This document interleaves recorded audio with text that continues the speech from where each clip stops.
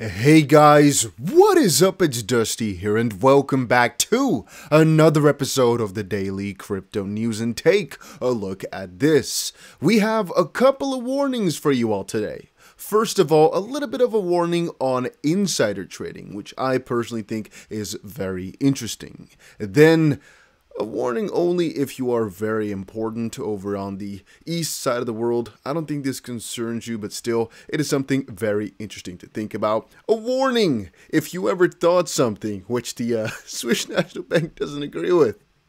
And of course, we have a little bit more. We have a warning about the Ripple v SEC lawsuit. Jeremy Hogan has a couple of words about how messed up a couple of these things are, and then a couple of warnings regarding some very interesting and very sad steals, let's call it like that, plus another article about Panama, but that's not a warning, that's just some juicy stuff. So having said that, let's start out with not a warning but a positive piece of news. Almost 400 million Xrp shifted by FTX, Binance, and other top crypto platforms. To remind you, Xrp is not dead.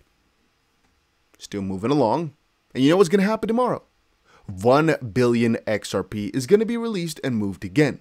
And to be honest with you, I'm thinking of making another video, just very small, reminding everybody that's going to happen. Why? Because every single month, the panic over on Twitter is, oh no, Ripple has released another billion Xrp. We're done. They're going to sell everything and the price is going to crash to zero. We're done. We have to move. We have to move back to Poland. Oh, why did I say Poland? I don't know. Never mind. Just move and some bad is going to happen or something.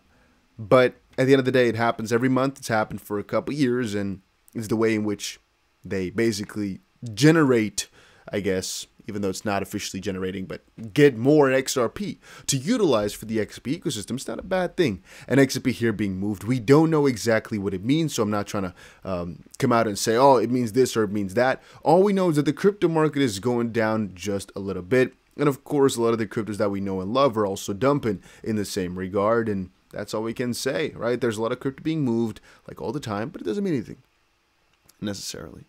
So let's head over into some warnings.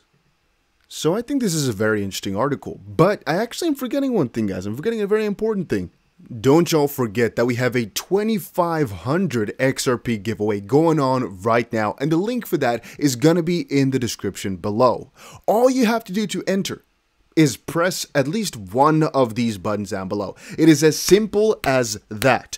2,500 Xrp split over 5 people. Giveaway winner is going to be announced in 14 days from now. All you have to do to enter, use the link down below. Let's go on with this insider info, this warning, this interesting stuff.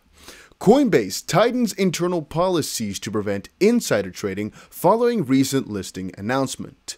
Coinbase CEO Brian Armstrong asserted the company's strong position against front-running of newly listed tokens.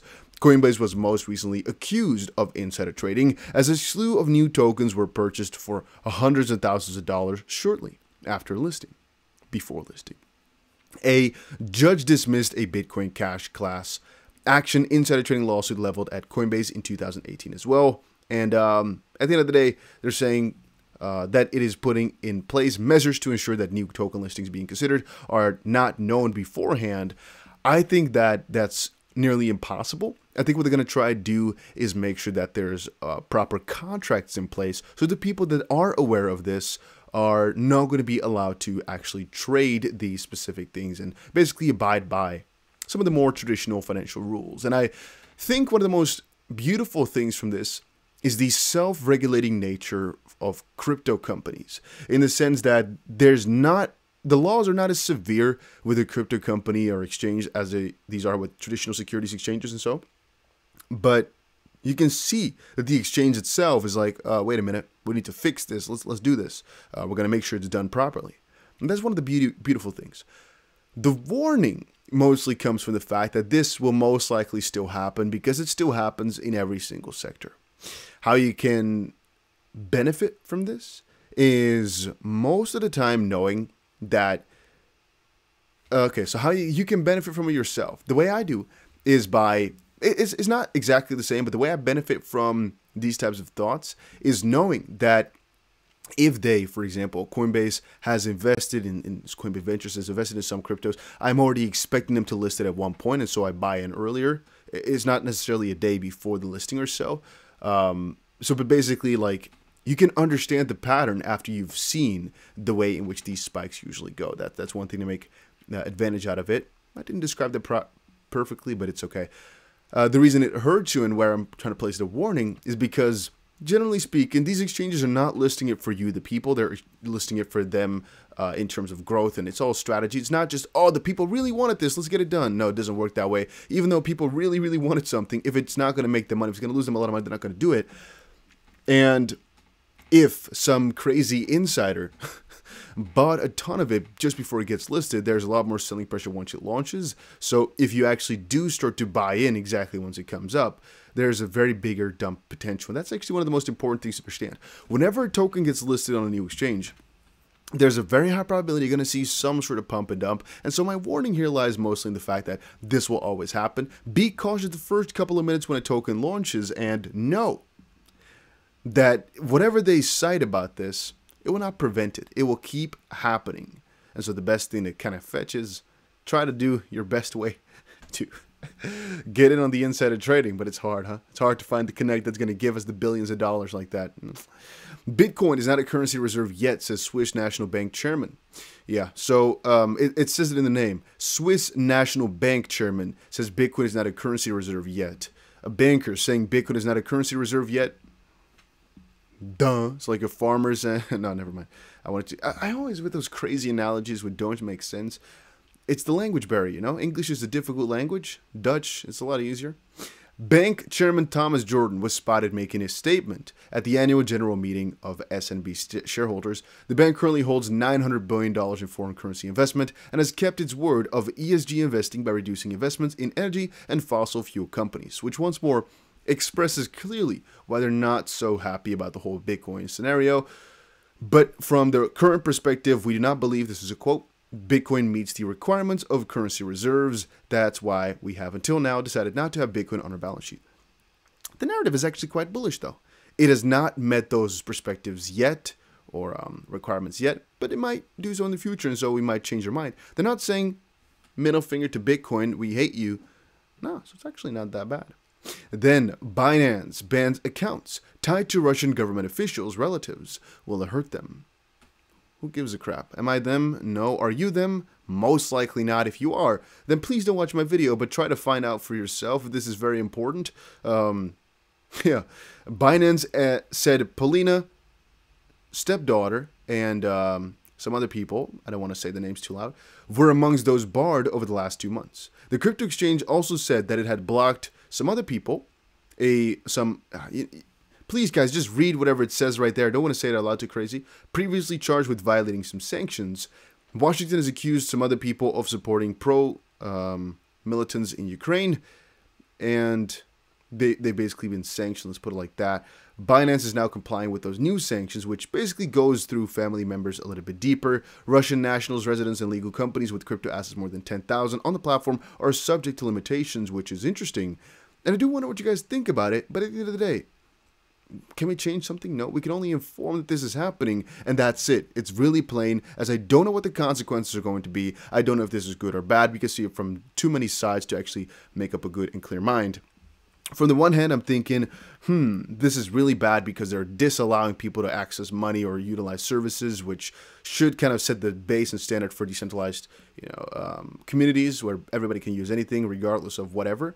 On the other hand, I'm thinking, well, Binance wants to put crypto on the map at a really grand scale. And so they kind of have to kiss a little bit of ass to make sure that they're not going to be, get something rammed up their own ass too severely. And from that perspective, I kind of got to respect the hustle where they try to do everything the best way they can. And they just noticed that in terms of policy, this is the best one they could take. And so that's why I'm thinking it's a slippery slope. It's a really slippery slope. And I can't judge them too much. I'm just reporting again that this is happening, though. That's it. Then, in regards to... Okay, I was starting to notice that this camera is messing up too bad, so I'm going to try it without camera for a little bit. Guys, make sure you press the like button if you enjoyed these videos. If you are really interested in attorney-client privilege, then by all means read on. But just as you know, you are a little messed up in the head.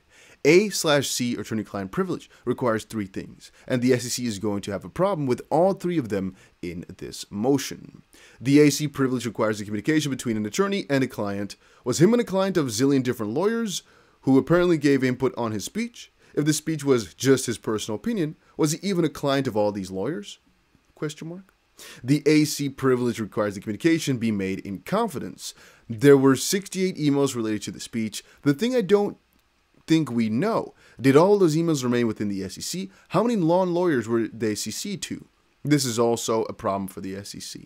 The privilege requires the communication have provided legal guidance. This is the SEC's biggest problem and why its argument in its motion on this prong is fairly circular. The case law that the SEC is relying on is clear that policy discussions are not legal guidance. So the SEC tries to couch the emails as telling Hinman what he could legally say, and although we don't know exactly what's in the emails, I don't think I'm going out on a limb when I say that the SEC is stretching the concept of legal guidance here. If an attorney responded to a draft of the speech, per this speech, Xrp is not a security. Was she saying that her legal opinion was that he can't say that in his speech, a legal opinion, or was she saying that as a matter of policy, given the speech would impact the SEC? So the third prong of the test is where the SEC is really going to have the biggest problem. Was there true legal guidance being given by these attorneys? We will await Ripple's response. If you read this far, do something fun that's already enough boring torture for one day. I'm going to say thank you very much, Jeremy Hogan. This makes a lot of sense, in the sense that it doesn't make sense. Yeah, you guys understand. Lawsuit is a freaking joke, guys. I keep shouting it out every single day. It's a freaking joke. And specifically the SEC's really poor attempts lately, it's jokingly bad, if you ask me. All right, some serious stuff. Stablecoin DEX Saddle Finance hacked for $10 million. Saddle Finance, a decentralized exchange for trading stablecoins, was hacked in a DeFi exploit today. An unknown hacker carried out the exploit at 7:40 a.m. UTC and netted about 3,500 Ether, or about $10 million. Saddle Finance confirmed the incident, saying its team was investigating a possible exploit, and a smart contract audit from the firm called BlockSec was the first to note the exploit and notified Saddle. BlockSec was able to rescue 3.8 million from the exploiters with an internal system that can detect and front-run hacking incidents using off-chain arbitrage bots called Flash bots, which is amazing. The project was taken for around 4,900 Ether at the time. Among them, 1,360 Ether 3.8 was rescued by us, BlockSec team told the Block on Twitter. Still, the hacker made off with more than $10 million in ETH from Saddle's liquidity pools. Saddle Finance said it was in the process of recovering the 3.8 million from BlockSec. Okay, that's one. Then number two, for today, again, today only. Hackers steal $80 million from Rari Capital's lending pools. DeFi platform Rari Capital was hacked for more than $80 million in crypto assets held in multiple lending pools. According to smart contract audit company BlockSec, yet again, an unknown hacker targeted Rari Capital's Fuse platform, a protocol that enables DeFi developers to create lending markets of their own. The security firm said the exploit occurred through a re-entrancy vulnerability in the protocol's smart contract, and among those losing funds was Fei Protocol, a development team that runs a decentralized US dollar-pegged stablecoin called Fei USD. The Fei Protocol team manages lending markets on Fuse, where users can deposit funds for an annual yield and also take out loans in Fei stablecoin. In a Twitter protocol, Fei Protocol acknowledged the massive exploit and asked the hacker to return the funds in exchange for a $10 million bounty. And that, I think, is very smart. I told you guys about this before, right? I think that by giving out very big bounties, more than 10% of the amount stolen, you're incentivizing hackers to go against you even further. But at the end of the day, I think it's worth it, because if they steal $80 million, you're screwed, you can't continue on.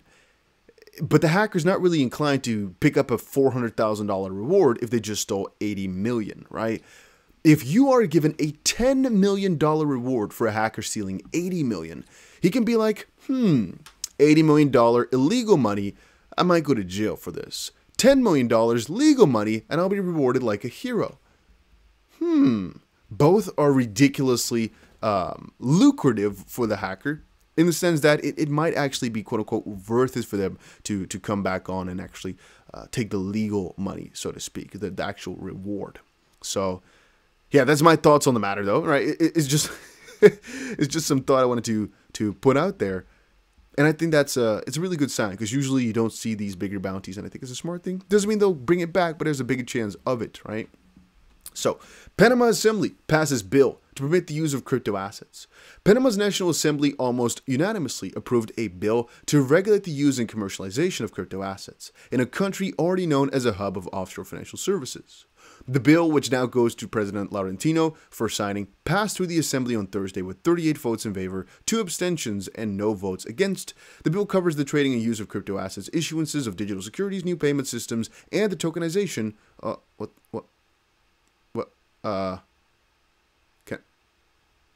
Can I click this away?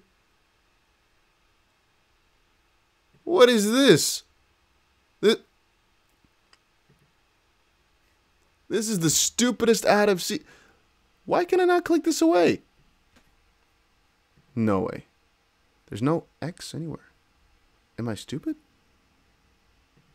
Alright, never mind. That Soma thing was bugging me too much. I almost wanted to slap my laptop in the face. So, having said that, you guys understood the information about Panama, right? They're being more progressive towards it, but it's not as if that's a new thing or so for Panama. It's like, this is their real thing. Having said that, make sure you check out the link down below for our 2500 XRP giveaway. All you have to do is just check the link down below. I highly recommend for it. And I'll see you guys again in another crypto video later today.